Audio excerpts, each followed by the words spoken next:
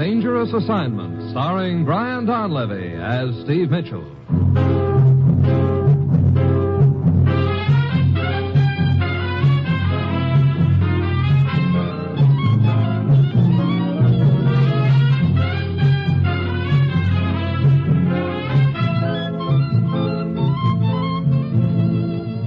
Yeah, danger is my assignment. I get sent to a lot of places I can't even pronounce. They all spell the same thing, though, trouble. But when I walk into the commissioner's office, I don't realize this assignment's going to involve my trying to hold an Eastern European country together with my finger ring.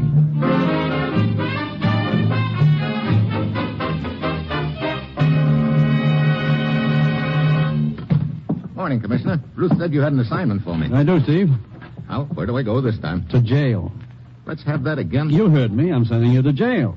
Now, look, so maybe I did pad my expense account a little last month, but that isn't enough reason. Seriously, Steve, there's someone in jail I want you to talk to. A woman. Oh, well, you're sounding better by the moment. I'm afraid you don't get the point. Okay, what is the point? The point is on the end of the Krona cutlass, and it's a sharp one. Look, jail, sword points. I think you better start at the beginning, Commissioner. Take a look at this map, Steve. See this little country in Eastern Europe? What about it? Politically, it's on the fence right now. And as you know, that country has had a history of violence stretching back hundreds of years. Wait a minute. The Kroner cutlass, isn't that regarded as a sort of symbol of unity in that country? Whoever has had it in his possession has always been able to rally the country behind him, yes.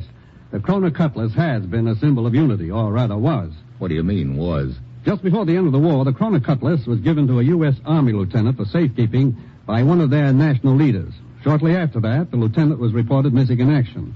And neither he nor the sword has ever been located. I still don't see what all of this has to do with my talking to a lady in jail, Commissioner. That lady is the missing Army lieutenant's wife. This morning, the police got an anonymous tip that she had in her possession a jewel from the handle of the Kroner cutlass. What? That's right, Steve. They picked her up and brought her in. The jewel was in her purse. You trying to tell me that the Army lieutenant's really alive and has been sending jewels from his sword back home one at a time for his wife to sell? I'm only giving you what facts we have at this time, Steve. But I think there's a lot more to it than appears on the surface. Oh, for instance, maybe this whole thing's a frame, huh? I think it is. But thinking it and proving it are two different things.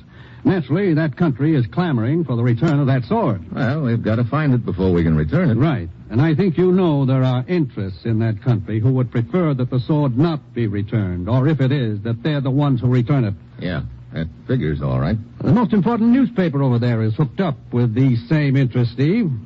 The story of this woman's arrest is already leaked out, and they're making capital of it. That's why we've got to act fast. Now, Steve, get down to the jail. Talk to the lieutenant's wife and get her story. Then go anywhere and do anything you have to find that sword and deliver it to the proper officials. Well, that's it. You've got your assignment. Good luck.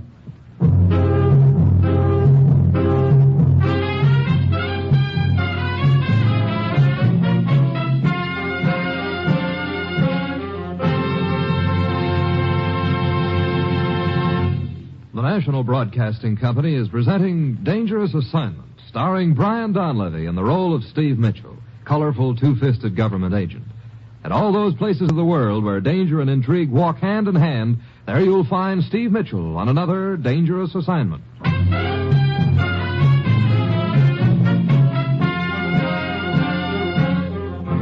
Sure, I've got my assignment. Just a simple matter of trying to locate an old beat-up sword, but the difference is that this particular sword could determine the fate of an entire nation. And I know that somewhere along the line, I'm sure to tangle with an outfit who'll be trying their best to give me that sword. Right in the neck. So I mosey down to the jail and talk to the Army lieutenant's wife, Mrs. Rogers. I'm glad you came, Mr. Mitchell. Maybe you will believe me. Nobody else around here seems to. Well, suppose you start from the beginning, Mrs. Rogers. All right. 5 years ago, my husband was reported missing in action. I was convinced that he'd been killed. I still am. Go on. In the last letter I received from him, he mentioned something about having a valuable sword in his possession. The Kroner something or other. Kroner cutlass. Yes. He said that it had been entrusted to him so that it wouldn't be captured by the enemy. That was the only thing he said about it. And I never heard from my husband again. Then how do you account for having one of the jewels from that sword in your possession? This morning a man came to my door. He handed me a small box and said it was for my husband. Before I could recover from the shock, he'd gone. In that box was a jewel. I see. Well, I didn't know what to do. Finally, I decided to go to the police. But on the way here, I was arrested. I guess they didn't believe I was coming here to give it to them. Later, they told me that jewel had come from the handle of the sword. Yeah.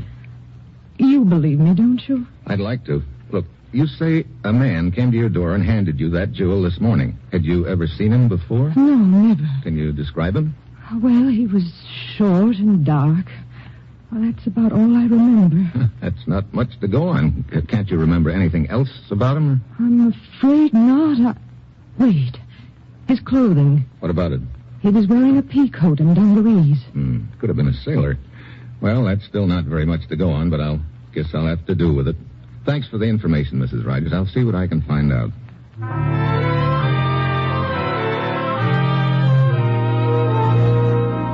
Well, at this point, I don't know whether Mrs. Rogers is telling me the truth or not, but there's only one way to find out, so I start checking. Then, 23 cab drivers later, I find one who remembers picking up a sailor from Mrs. Rogers' address and taking him to the waterfront just in time to catch a freighter that was pulling out, the Golden Star. I check further and find that the Golden Star is now en route to Liverpool, England, so I fly to England. And I'm waiting on the dock in Liverpool when the Golden Star pulls in. Pity some people can't learn to stay at home and mind their own business. What? Look, Oh, well, my old friend, Inspector Barrett. Hello, Mitchell. How's Scotland Yard these days? Still doing business at the same address, thank you. What are you doing here in Liverpool? No, just dropped down to see what you were doing here. Last time you came over, as I remember, you were looking for microfilm. Yeah, this time it's a sword. My. You should have quite a collection of trophies when you finally round out your illustrious career. Anything I can do to give you a hand, old boy? Thanks, but I doubt it, unless you want to stand here and watch every seaman who comes off that freighter that's just docking. All I know is that the one I'm after is short and dark, which is going to make it pretty tough. Oh, not really tough at all, Mitchell. Here. What's this? Just a photograph of the man you're after, old boy. Huh? Hey, how did you get this? Quite simple, really. Your commissioner told us you were coming and why. The Golden Star is a British freighter. So we sent a wireless to the skipper, asking for the name of the seaman who almost missed the ship in the States. He sent us the name, and we nosed around in the hiring hall files and got this picture. Chap named Perkins. Really nothing to it. Oh, well, I got a hunch it wasn't quite as simple as you're making it sound, but thanks anyway. Hey, look, coming down the gangplank. Righto, Perkins himself.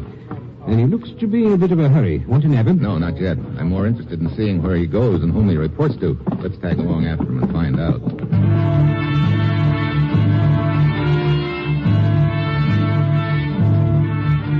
We follow Perkins off the pier. He grabs a cab and starts taking side streets, obviously trying to shake off anyone who might be tailing him, but Barrett and I stick. Finally, Perkins' cab pulls up in front of the railroad depot, and he disappears inside. We jump out and follow him, but when we get inside, Perkins is nowhere in sight. Well, quite a disappearing act the lad pulled on us, Mitchell. He's got to be around here somewhere, Barrett. Yes, but where? He may try to get on that train that's pulling in. He'd have to be pretty speedy to do that. That's a through train, doesn't stop here. Oh. Hey, look, that crowd over on the platform. Yes, I got a glimpse of the blighter, too. Come on. Mitchell, he's trying to get through that crowd. Seems to be running from someone. Mitchell! Brother! Fell right into the path of the train. Fell or got pushed. One side, please. One side. Let us through, please. One side. Stand back. Hey, not a very pretty sight, is he? No. Looks like we were a bit too late. Well, come along. I say, Mitchell. Oh, okay. Praying over the blighter is all very well, but... I wasn't exactly praying, Barrett. Well, I saw your lips moving. I'm quite sure you weren't carrying on a conversation with him. No, I wasn't. But someone from a distance might think I was. I see. The chap who pushed Perkins, for instance. For instance? I say, aren't you sticking out the well-known Nick? If the killer thinks you have any information, he's liable to take a try at you. Well, that might give me a lead, and right now I'm fresh out. Strikes me as a rather grim way of getting a lead. Well, where does all of this leave you now, Mitchell? Right in the middle of nowhere. Looks a little embarrassing for your government at this point, doesn't it? It sure does. A United States Army lieutenant gets a symbolic sword entrusted to him and disappears. Then a jewel from the sword turns up in his wife's possession. Not exactly conducive to good relations between our country and theirs, particularly when the leading newspaper of their country is hooked up with the interests which would like to take over. Yes, I imagine that paper is making quite an issue of the incident. You know, Perkins' murder just now convinces me more than ever that this whole deal is a frame. Perkins was probably hired to deliver that jewel to Mrs. Ford. He outlived his usefulness and was killed to shut his mouth. Nice theory, if you can prove it. Oh, incidentally, where is that jewel? In my pocket. What? I'm going to turn it over to the Royal Museum. That's where the sword used to be kept. I guess that's my next stop. When can I catch a plane across the channel? Weather's a bit thick for flying right now, Mitchell. Better take the channel boat. Okay. Well, thanks for everything, Barry. Right, Oh, it was really... Yeah, I know. It was really nothing. Well, see you later, I hope.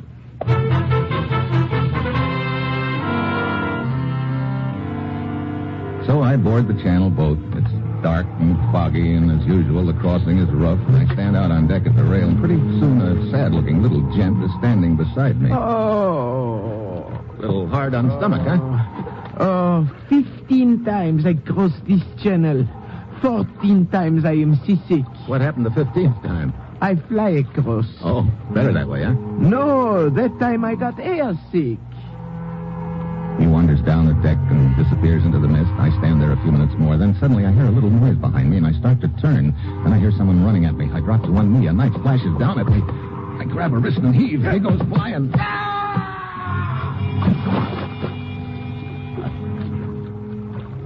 I don't even get a look at the knife artist. My hunch is that it was C6 Sam, but at this point it doesn't matter, except that having missed me once, they'll probably try again. I get to Paris and take a plane east to the country that the sword belongs to, and I head for the Royal Museum and the curator's office. Good morning. What can I do for you? Well, hello. I was expecting to find someone with a long gray beard. This is quite an improvement. Thank you, but I'm not the curator. Dr. Marzak is. I'm his assistant, Anna. Anna? Steve Mitchell from the United States. Oh, yes, Mr. Mitchell. We have been expecting you. I'm supposed to turn over the jewel from the Kroner cutlass to the curator. I know. A very unfortunate incident, isn't it? It sure is. Mr. Mitchell, I'm convinced that this is a deliberate plot on the part of those interests which would like to create a rift between our two countries. Well, it's good to hear someone else say that, Anna. Dr. Marzak is quite anxious to talk to you, but he's busy right now. If you care to wander around the museum and look at the exhibits, I will call you when he's free.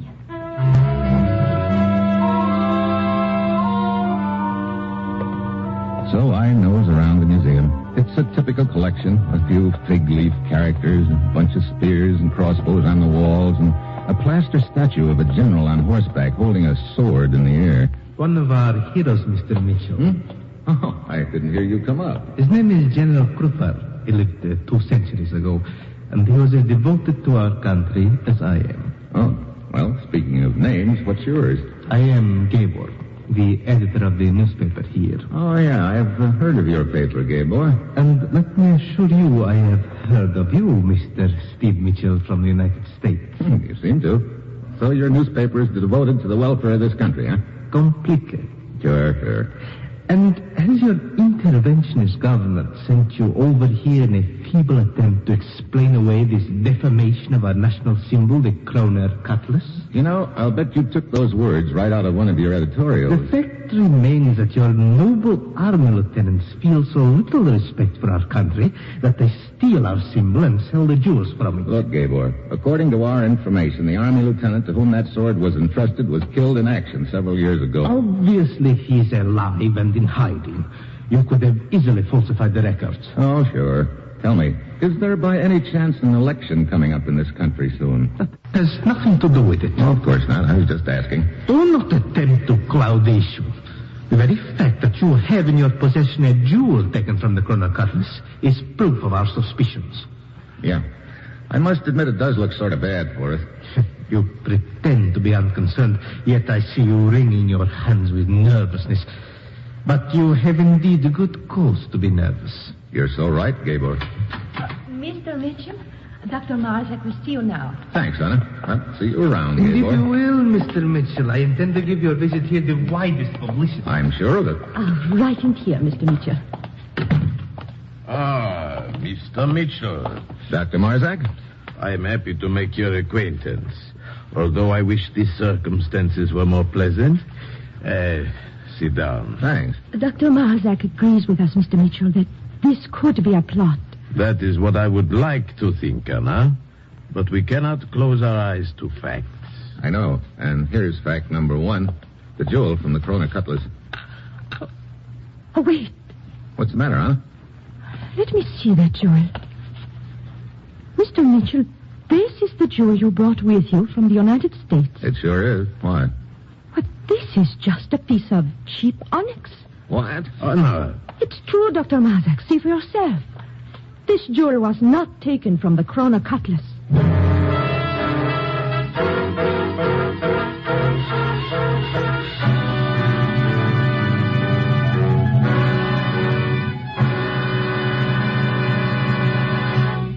You are listening to Dangerous Assignment, starring Brian Donlevy as Steve Mitchell.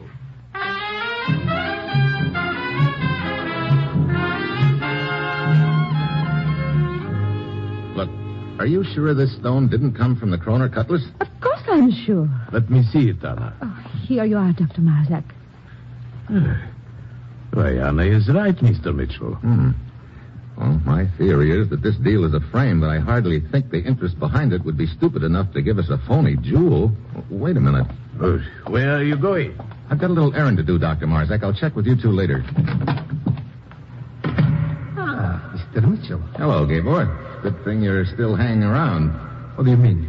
Go on into Dr. Marzak's office. I'll bet he's got an interesting story for you. Thank you. Certainly has. As a matter of fact, I have that story all set up in print and ready to run. Don't count on it.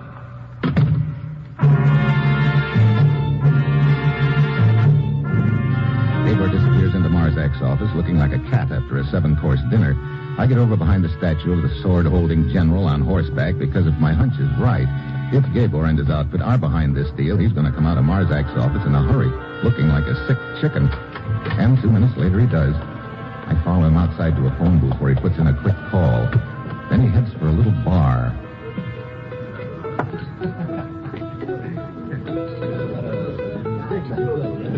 He downs 3 drinks in a hurry, looking more nervous by the moment. 10 minutes later, a fat gent comes in and waddles over to him. I slip the bartender a buck and learn that the fat guy's name is Kratz, the publisher of the paper that Gabor edits. I stroll over to them. Hello, Gabor. Oh, Mitchell. So this is Steve Mitchell from the United States. That's right, Mr. Kratz. You know my name. We all have our sources of information. You publish Gabor's newspaper, don't you? Your information is quite accurate. And how is your mission coming, Mitchell? Imagine you're having great difficulty explaining this incident. Oh? You mean Gabor hasn't told you yet?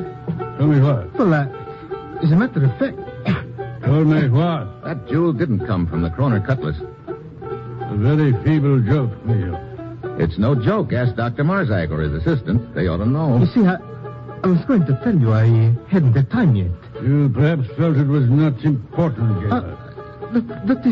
This whole thing is a trick, Mr. Kratz. I'm sure of it. You don't sound very sure to me, Gabor. You know, without mentioning any names, it could go together something like this. Someone hires a merchant seaman to deliver a jewel from the Kroner cutlass to a woman in the States, but the seaman pulls a double cross and switches jewels, keeping the real one. That make any sense to you, Gabor? Of course not. I don't know what you're talking about. You know, there could be some heads rolling for a deal like that. I tell you, this whole thing is a trick, Mr. Kratz. If you'll excuse us, Mr. Mitchell, I believe Gabor and I should have a little talk. But, Mr. Kratz... Sure, go right ahead. See you later, gentlemen.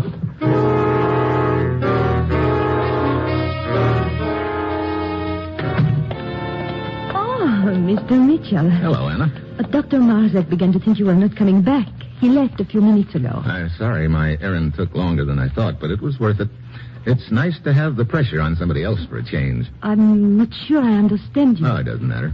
Would you like a ride home? Oh, well, yes, thank you very much. I'll be with you as soon as I finish soaking my hands. Work around these old relics is not conducive to a good manicure. Yeah, I can imagine. Here, your hands are all wet. I'll get the phone. Oh, never mind. No trouble. Hello? Hello? Hello? What's the matter? I don't know. Nobody answers. Well, I'll take it. There you are. Hello? Hello? Oh, it was probably a wrong number. Oh, I wonder. What do you mean? I think I know where that call came from, Anna. I could hear a balalaika playing in the background. It could have been from the bar I just came from. There was a balalaika there, too. But who could be calling me from a bar? That's a good question. Well, come on. It's very thoughtful of you to take me home, Steve. Here, I'll turn out the lights. Dark out here in the main hall. Yes. Be careful not to bump into General Cooper's horse. You think he might kick me? If he did, it would be quite an event. Turn to the right here. Okay.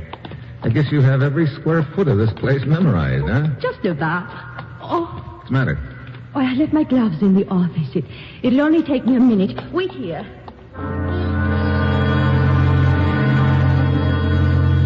I stand there in the dark, waiting. Several minutes go by, and I'm just about to go back to the office to see what happened to Anna when I hear a faint creaking sound to one side of me. I hit the floor. Something plunks into the wall over my head. I get to my knees and start circling in the dark. But the room is empty except for a heavy crossbow lying on the floor. Steve? Over here, Anna. Oh, wait, I'll turn on the lights. There. Are you all right? As far as I know. What happened? Somebody took a pot shot at me with a crossbow. What? That surprise you? Oh, yes, of course. What do you mean? You know, it took you a long time to find those gloves, Anna. What are you talking about? Long enough for you to have come back here in the dark and gotten that crossbow down off the wall. Steve, whatever put such a ridiculous idea into your head? Let it go for the time being. Come on, let's go.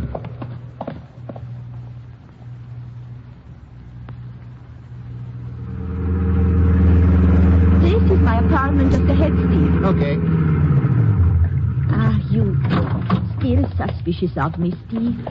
I guess right now I'm a little suspicious of everything, Anna. Or perhaps if you were to come up and let me mix your drink, Steve, you might find out that your suspicions were completely unjustified. I might, at that. Okay, Oh, what is it? Nothing. Look, I don't think I'll be able to make it, Anna. Oh, but I just Steve... remembered something I have to take care of right away. I'll be seeing you.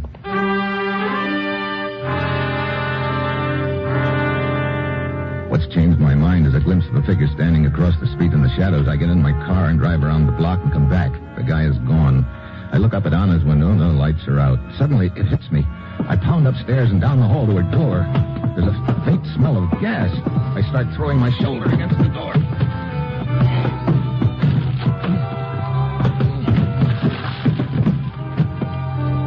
Windows are closed. The gas is on full tilt and Anna's lying on the bed. I turn off the gas and open the windows. Anna. Here, I'll get you over to the window. Don't try to talk until you get some fresh air in your lungs. There you are. That's better? Oh, yes, much. What happened? Oh, someone knocked on my door. And when I opened it, whoever it was hit me. I didn't get a chance to see who. That is all I remember. Well, at least this attempt on your life sort of takes you off my suspicious list. But why would anyone want to kill me, Steve? I don't know unless... Hey, wait a minute. Put it together this way. Only 3 people outside the enemy's camp know that the jewel is a phony. You, Dr. Marzak, and myself. Oh, so? So, first an attempt is made on my life, that crossbow gag at the museum. Then an attempt is made on your life just now. Sort of looks like the opposition is trying to keep that jewel switch a secret, doesn't it? Oh, Steve, that means... That means they'll probably try next for the third name on the list, the guy who has that phony jewel right now. Dr. Marzak. Do you know his home phone number? Oh, yes. I'll call him right away. Tell him to lock himself up in a hurry. These babies we're up against believe in moving fast. I know they... hello? Let me speak to Dr. Marzak, please. What? How long ago? Do you know where he went? Oh, I see. An appointment. Oh, thank you. Where is he? Well, according to the butler, Dr. Marzak had a 10 o'clock appointment at the museum. Who with? Someone who telephoned him earlier in the evening. The butler doesn't know who. Someone who phoned him? Yeah. Could be the same guy who called the museum when I answered the phone, and in my book, that adds up to Gabor. Steve, Gabor will try to kill Dr. Marzak. That looks that way. What time is it? 10 minutes to 10. That gives us just 10 minutes to get there. Come on, let's go.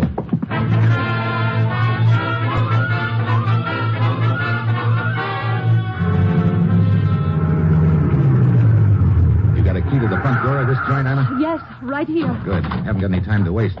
Hey, who's that gent roosting in front of the door? I don't know. I've never seen him before. What do you want? Get out of the way. We want to see Dr. Marzak. The curator does not wish to be disturbed. Oh, who told you that? Dr. Marzak or Gabor? Get away from here before I... Sorry, Buster. Come on, Anna. Get this door open. Yes. They're probably in Dr. Marzak's office. I hope we're in time to prevent Gabor from killing him. So do I. Where's that turn in the hall? It's right here. Oh, yeah. Oh, look. There's a crack of light under Marzak's office door. There was a crack of light, you mean? The lights just went off. Oh, shall I turn them on out here? No, I don't want us to be silhouetted when I open that office door. Well, here we are. Now, get down. All right. Here goes.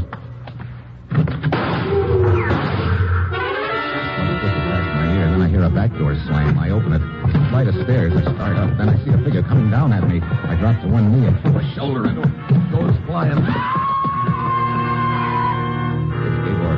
He hits the bottom and lies still. There's enough light to tell me that the stairs I'm on lead to a balcony which overlooks the main hall of the museum. I start up them again. Then a voice from above stops me. Who is it? Steve Mitchell. Where are you, Dr. Marzak? Above you, on the balcony. Are you okay? Yes. I'm quite all right, thank you.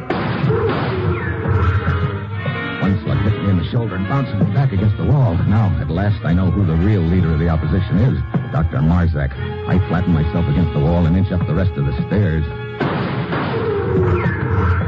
He's shooting blind, and if I've counted correctly, his gun is empty by now. I reach the balcony, then I see a glint of metal. He's coming at me with a battle axe. I duck just in time. Axe cuts the air an inch above my head, and I let him have a left.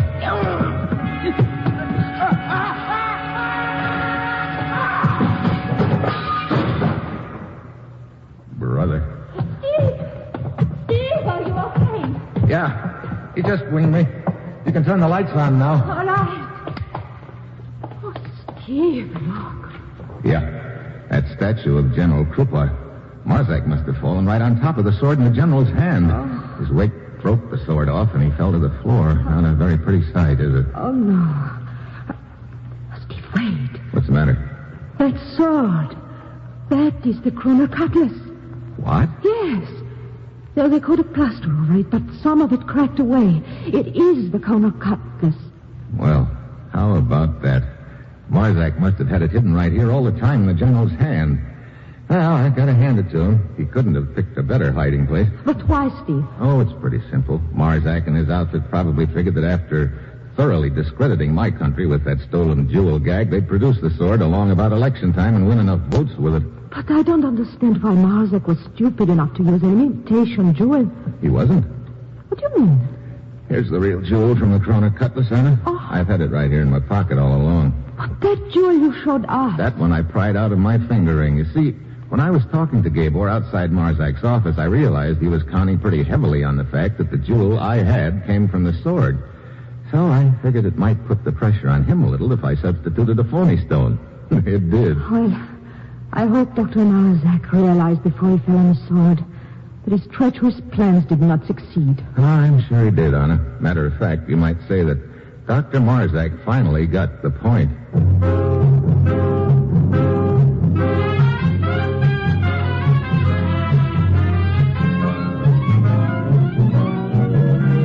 Dangerous Assignment, starring Brian Donlevy as Steve Mitchell, was written by Bob Reif and Adrian Jondo, with music by Robert Armbruster, and was produced and directed by Bill Karn. Be with us again next week at this same time when Brian Donlevy, starring in the role of Steve Mitchell, will embark on another Dangerous Assignment.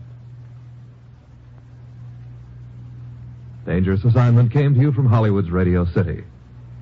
Enjoy The Man Called X next, and later it's Dennis Day on NBC.